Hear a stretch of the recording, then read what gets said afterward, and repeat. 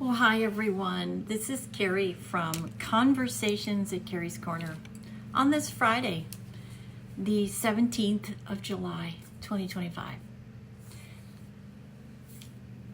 The subject today is a subject that is all too dear to my heart.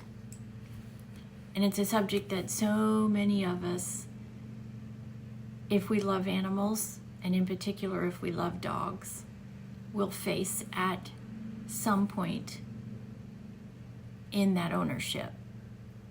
Not just dogs, but cats, any other animal that is a connection to you in your life and your experience, and coping with their passing is a difficult, traumatic thing. So I want to talk about that today. I want to talk about loss, pet loss. Some are called soul animals, where they're your soul partner in an animal, and how increasingly difficult it is to recover from this kind of grief. There's actually grief counseling available, because these animals are not just animals, they're part of our family. And it is a very complicated, difficult thing to recover from. And I want to bring awareness to it. I'm experiencing it myself. I've seen my family my whole life, when we've lost animals, how difficult this is. And it's becoming harder and harder because more people are depending more on their animals for emotional support. We even have an industry now with emotional support animals. We've always had service animals, but now we have emotional support, documented medical conditions where people need animals. Our veterans are a great example. So it's an important thing in our society, and it is a traumatic thing that happens. So we're going to talk about that today here at Conversations at Kerrie's Korner. These podcasts are about bringing to attention areas of concern that affect people's lives, to get a conversation started, to help you, to help me, to help somebody that may not know that they need help, to let those people know that there's others experiencing it. When we talk to each other about challenges, that's when true change can come into play, and we as a society across the world have lost the ability to talk to each other. Cell phones have taken that away from us. Communication, interhuman communication, is suffering like it's never suffered before. Part of that we're experiencing is as we go to our animals, especially if you live alone and you have animals, your animal becomes your partner. And when you lose that, it's a death. You grieve, just like you would any other member of the family. So we're going to talk about it today. I do 2 podcasts a week, and this is the first one for the week. I'm just now getting around to it. It's been a busy week, and I'll do another one before Monday, but I wanted to do this one today as we head into the weekend, and you spend precious time with these animals on the weekends, especially if you work. So let me give you a backstory. 13 years ago, I was given this amazing gift of a black Labrador named Duke. He was my service dog. I didn't know he was a service dog when I bought him, and he wasn't. Went to pick him up, and this beautiful, big, black, even when he was little, he was big. He had massive paws. He was on a farm. They opened the gate, and he immediately took off, and he ran, and he jumped in my arms. And I knew instantaneously that this was the dog. And at the time, I was opening my insurance business, and so I wanted a dog that could be with me at all times during late hours, that could come to work with me, that could help me, that could protect me. I was also suffering from a very bad chronic disease in my legs. I still have that disease. And so I needed an animal to help me, and Duke was it. And his personality was bigger than the moon. just bigger than the moon. He was a big lab. He was a big Labrador. He had a lot of English lab in him. So he had a very big chest and was very tall, and he would scare people. And I wanted that intimidation factor when I was working late at night, because I didn't want somebody to come in on me. And he did a couple of times prevent the wrong kind of people from coming in. And so that's why I got him. Now in the process, I have this disease and I have an implanted pain pump in my side, and on 2 occasions it malfunctioned, and he heard it. He heard the alarm. I didn't hear it. I had no idea. He heard it, and he alerted me that I was having a problem, and it led to replacement of my unit. Twice he did that, and he saved my life twice. Because I would have gone into, I would have known I was in withdrawals, and then that creates a whole crisis. And he alerted me twice. So on the second time, we went and we had him certified as a service dog. And he went everywhere with me. Everywhere. The only place he didn't go was on a plane, because I wouldn't put him through that. He was my constant companion. He was by my side 24 hours a day. He came to work with me. My customers knew him. My employees knew him. They loved him. And he was my everything. He traveled back and forth. When I had 2 business locations, he would travel with me to protect me and keep me safe. And he did. And I loved him so much. His personality was just over the top. And in his young life, he had his first major injury. He blew his ACL when he was 4, and we had to have that surgery, and it was very hard on him. Then when he was 6, he blew the other one. So he had 2 major ACL surgeries by the time he was 7. By the time he was 9, he had a lot of arthritis.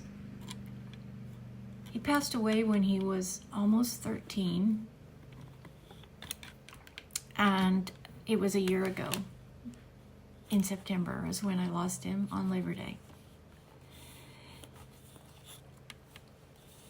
And it's very hard to watch a creature that you love so much to struggle and be in pain. But his mind was there, his personality was there, his desire was still there. He still wanted to swim, he still wanted to play, he still wanted to do all these things. And so we decided to enlist some help of a great organization. It is hospice care for dogs. And they would come to our home, and they would check on him, and they would give him his medicine, and he was taking shots to help with his arthritis, and he was doing well. He was stabilized, and he was walking, he was able to get up, he could go swimming, he could do all these things. And then in July, we noticed a lump on his side, and we didn't know what it was. And the only way to really know what it was to put him under and do a biopsy. Well, at 12 years old, it was just too scary. We couldn't run the risk of him not coming out of general anesthesia. So one night, I woke up in the middle of the night, and my husband was outside, and he couldn't get him off the ground. And he was in significant distress. So we came in, got him in the house, got him comfortable, and I called the doctors the next day, and they said, it's time. We need to go ahead and euthanize him. Well, they couldn't come out that day, and I didn't want somebody that he didn't know. I wanted him to be at home. I wanted him to be relaxed, and unfortunately that night something happened, and we think his liver shut down. He woke me up at 2 o'clock in the morning in significant distress.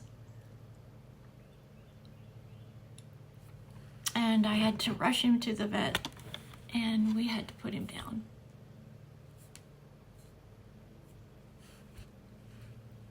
It was not how I had hoped. I wanted him home. I wanted him calm. I just wanted him to go to sleep. So he didn't get that. But he died in my arms.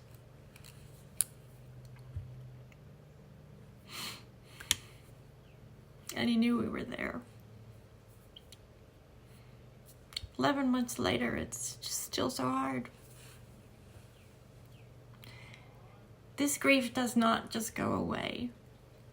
When you lose an animal that is so much a part of your lives, it's grief, just like any other grief, and it's going to take time and love, and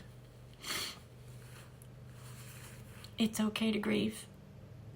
And they're not just animals, they're family members. And the one thing that I want to encourage all of you to do, if you're in the throes of this type of grief, find somebody to talk to help you through it. Because it can be traumatic. It can cause PTSD. And any type of grief is an emotional roller coaster. But when you, especially if you're alone and you have lost this most important part of your life, it's very important to try to reach out to someone to talk about it. And there are groups available. I can tell you here in the Houston area, there is actually a grief program that has been established at Texas A&M that I have heard remarkable things about. I am actually in the middle of training to be a grief therapist, because it had such a traumatic, devastating emotional effect on myself and my husband. Obviously, Duke has been gone almost a year, and it's still hard. It's still hard to come home and not have him here. It's hard to miss the bark and the tail and him all over the bed. He was a huge part of our life for 12 years, and that's not something that we're just going to get over. We're never going to get over it. We'll learn to live with it, but we'll never get over. And we will always have that missing part of who we were. The one thing that helps me with this is I know that he's waiting for me, and he'll be the first thing I see when I hit those gates of heaven. He'll be waiting for me. He's no longer in pain. He can run and swim and chase his frisbee and be with my mom, be with all of our other family pets. And I believe that. Some people don't, and that's their right, but I do. And it is what helps me cope with this loss. It's a terrible emptiness. And the message today is to tell you it is okay to feel that way. You should feel that way. This was an important part of your life. And they're not just animals, they're family members. And you need to recognize that. I have all Duke's things in a keepsake. I have him on my mantle. And when I go and when my husband goes, we'll all be together and we'll be scattered where we want. You don't just form a bond. It's more than a bond. It's a family member. And when you lose somebody that you love that much, grief takes a lot of time. And in some cases, it takes a lot of work. It did for me, and it still does. So I want to encourage you to reach out. If you have a senior dog, think about hospice care. It's a wonderful experience. I could not have gotten through what we went through with Duke without their help. And I would just encourage you to make some phone calls.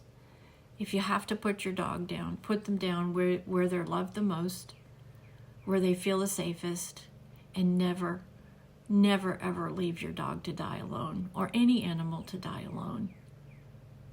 Think about that. Would you want to die alone? No. You want those that love you around you when you die. It's your comfort. It's your love. It's what sustains you. And there's no difference between us and animals. It's a proven fact now. So love your dogs. Love your cats. Whatever animal it is that brings you joy. And know that it will be hard. And you will grieve. And it's okay to grieve. It's okay to show that you miss an animal. Because they're not just animals. They're family. Find some help if you need it. Don't suffer on your own. There's plenty of groups. There's a lot of great groups on Facebook that are all about Rainbow Bridge and helping you cope and deal with the loss of your loved one. Reach out to them. Reach out to me if you need to. It's an important subject and we don't talk about it enough, and we should. Any grief is grief. Doesn't matter what we're grieving. Take care of yourself and just give yourself time. You'll need time. Know going into it, though, that there's really no recovery. It's just cope. You learn to cope. You learn to deal with what you don't have. And most importantly, you learn to remember and honor the wonderful things and memories and places and times that you spent with these amazing animals. Because their whole purpose here on earth is to love us. And they do. Unconditionally. Don't desert them at the last moments of their life. They've given everything to you. They deserve to have you there when their life ends. And good luck. You can cope. It just takes time. Time, care, and love. And saying to yourself, it is okay to grieve. And know they're not just animals. They're family. Conversations at Kerrie's Korner. I do 2 a week, and I would love the opportunity for you to listen, share these podcasts. Do you know someone that's struggling with this particular thing? And to create a conversation, right? We got to learn to live and listen and talk to each other again. We've lost that art. Cell phones have taken it away from us. And so we've got to learn to communicate. It's our greatest asset, is talking to each other. Humans need human-to-human conversation. Even if it's through a phone, you can do video, and that is, the difference is just amazing. So we got to learn to talk to each other. We got to learn to listen to each other, and we got to learn to respect each other's opinions. You don't have to agree with me, and I'm probably not going to agree with you, and that's okay.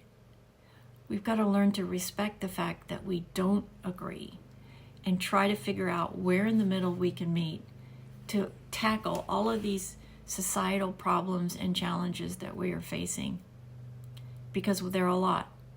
And if we don't, they could, one by one, tear away at the fabric of our society, our human race, and we can't let that happen. So let's start to talk to each other again. Respect each other's opinions. We don't have to agree. We just have to learn to listen and come back to the middle, because that's where we can really make change, is when we talk to each other and listen. Because you never know. You could change your opinion. They could say something that you didn't realize that could change your complete outlook on everything. And I want to leave you with this picture. As I was a little girl growing up, my family would go to these amazing American diners.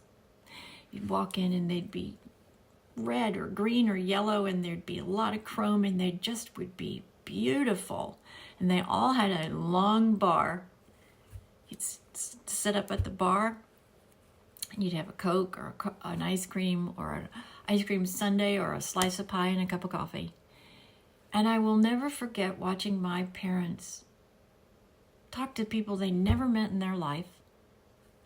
They had these great conversations, and an hour and a half later, they'd walk out and they'd have a new friend, because they talked to each other. civilly, calmly, rationally. And that's where we got to get. We got to get back to that diner, that bar, sit down with a cup of coffee and talk to each other. Many blessings to you on this Friday. If you would, check out our new service here at Kerrie's Korner. Kerrie's Korner is a DIY company. We provide DIY services, interior design services, to those of you who are trying to do things on a DIY basis. We help you do that at Kerrie's Korner. Konversations at Kerrie's Korner is my podcast, as we've seen today. And we have a new service that's just launching called Coffee at Kerrie's Korner. We will soon have a live storefront where you can buy the best coffee, ship it directly to you in 2 to 3 days if you're in the U.S. If you're overseas, it'll take a little bit longer, but you can still order from us. And then coming this fall, we're going to have a mobile coffee service. So if you're planning an event, whatever it is, public or private, and you want to have custom-made, hot, delicious coffee concoctions, we can help you. We're going to have a mobile coffee service, and we'll come to you, and all you have to do is reserve the date and decide what coffee creations you want, and they will be designed just for you. So, Coffee at Kerrie's Korner. Coffee creations just for you. And we look forward to hearing from you. God bless everyone. Have a spectacular weekend. Be safe. Always check your surroundings. And God bless this amazing country. On one final note, if you would, please stop and pray for all those families in Kerrville, Texas. So many lives lost. So many souls still unaccounted for. And these searchers are working through the worst, most horrible conditions. And it will forever change their life. So please pray for them too. Pray that we find everyone and that we can bring all those lost souls home to their families. They need our prayers and our support. God bless.